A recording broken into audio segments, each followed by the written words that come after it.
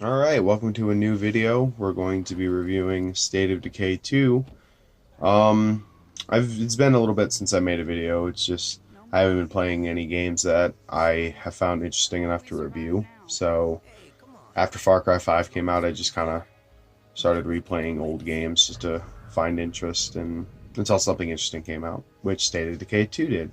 And for those of you who don't know, State of Decay 2 is the sequel to State of Decay, a game that kind of came out of nowhere in 2013 and kind of took the Xbox world by storm. It was an indie game developed by a very small studio in Seattle by the name of Undead Labs and published by Microsoft Studios, so it is a first-party Microsoft exclusive. And it was eventually re-released on PC and Xbox One in the form of the State of Decay Year 1 edition, which if you buy the Ultimate Edition of State of Decay 2, you get for free. So this is the sequel to that. 5 years later, we get State of Decay 2, and there's a lot of new features. Finally, after State of Decay 1 felt like it would have been the perfect co-op game, but it didn't have co-op.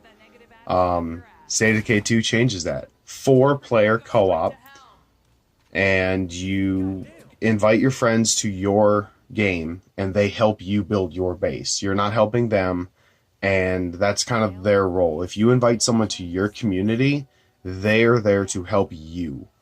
And it's a little confusing how they implemented it, but you'll get used to it. You'll figure it out.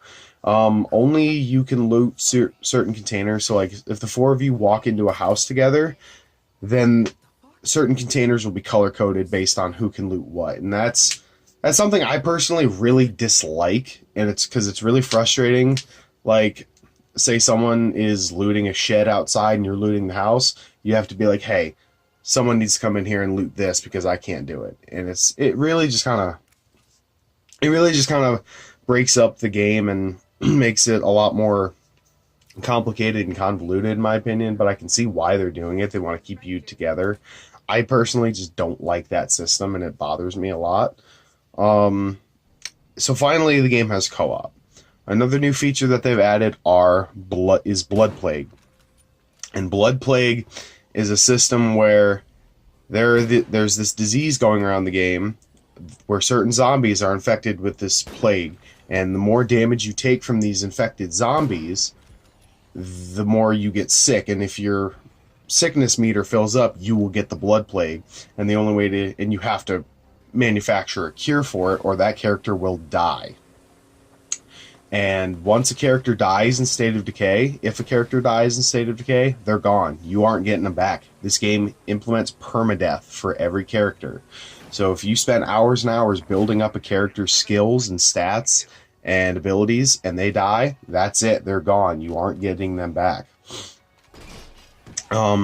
So the game is kind of focused around taking out these plague hearts in your community to get rid of the blood plague in your town, and the game's focuses around getting rid of the blood plague and trying to establish more of a community in like the old world back in your town.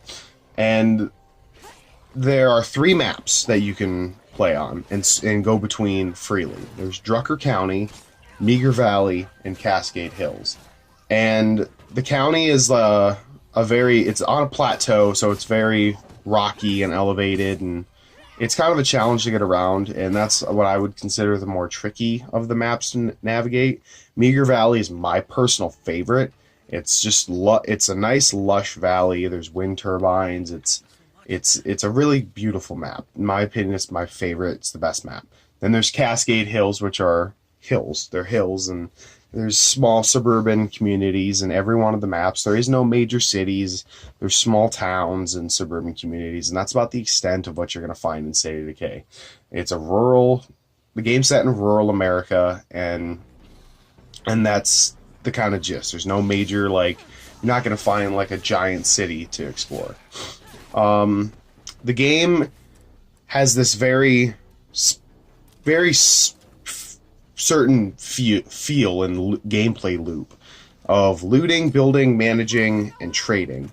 Loot supplies, build your base, manage your survivors and your gear, and trade with other communities.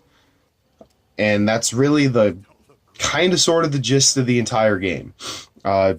Loot for better weapons and supplies and food and medicine and ammunition and guns and so on and so forth.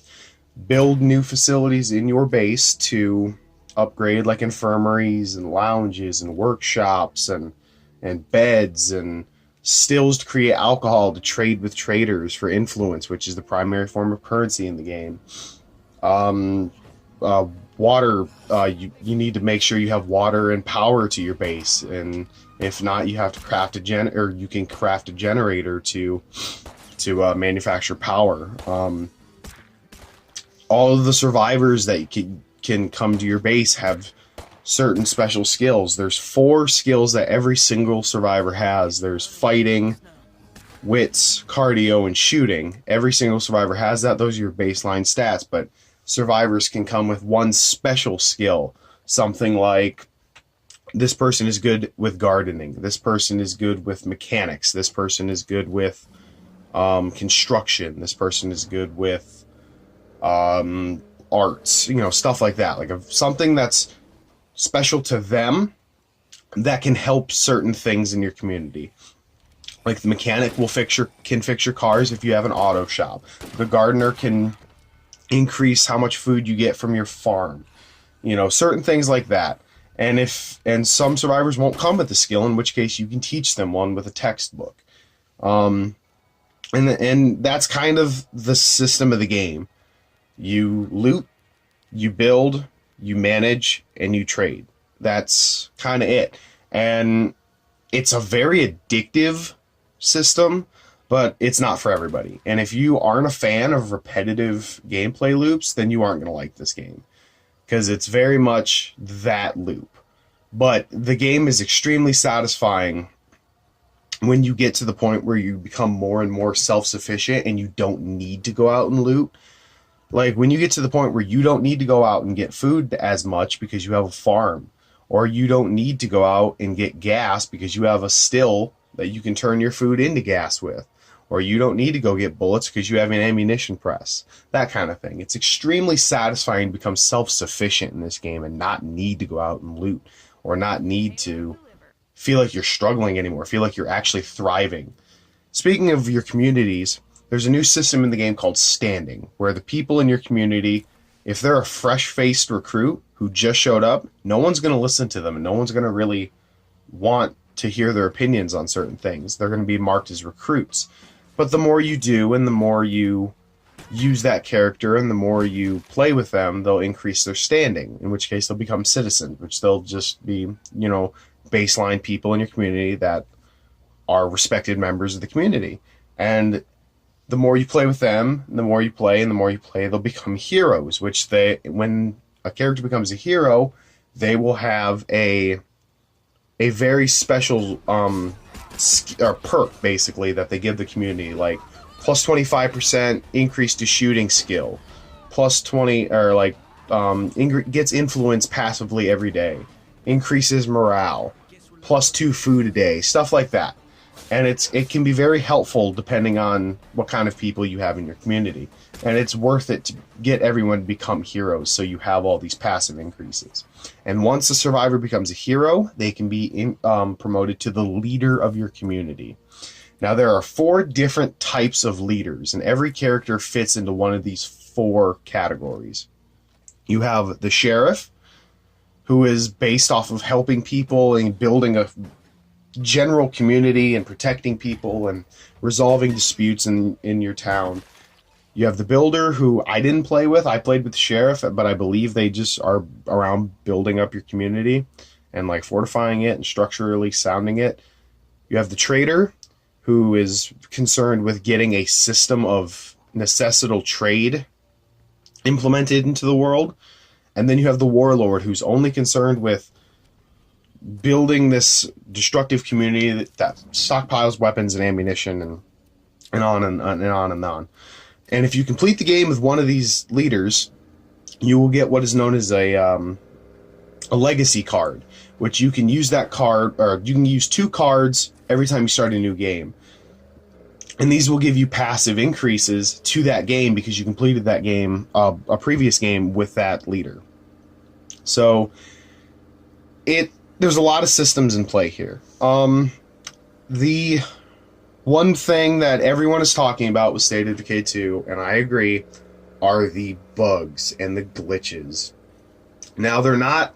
Some of them aren't as bad as people are making them out to be, and some of them are much worse.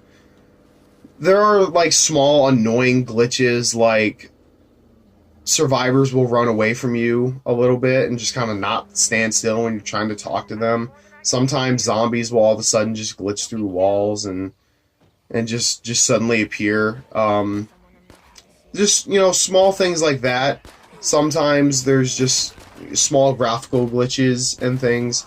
Other times there's really big ones, like this. I don't know if you call this a glitch, more than just an oversight, but vehicles get stuck on things, and they get stuck on things a lot. And one of the times I upgraded a truck, and it took a lot of influence to buy that vehicle upgrade kit, and it took a lot of resources to install it and all this and that. And the car got stuck in a ditch, and it got stuck on rocks and terrain, and it wouldn't get out, and it couldn't get out. And the thing is, this happens a lot. Vehicles get stuck on a lot of things. And the game even lets you know that in your radio there is a command to get you unstuck from places, but it doesn't work with vehicles. You can use the unstuck command, but it won't work if you're in a vehicle. And that is not the way it should be. You should be able to use the unstuck command when you're in a vehicle. That is something Undead Labs seriously needs to fix and seriously needs to implement, because it is so frustrating to put hours and hours of work and resources and influence into a vehicle just to get it stuck on a rock because because of a really dumb thing.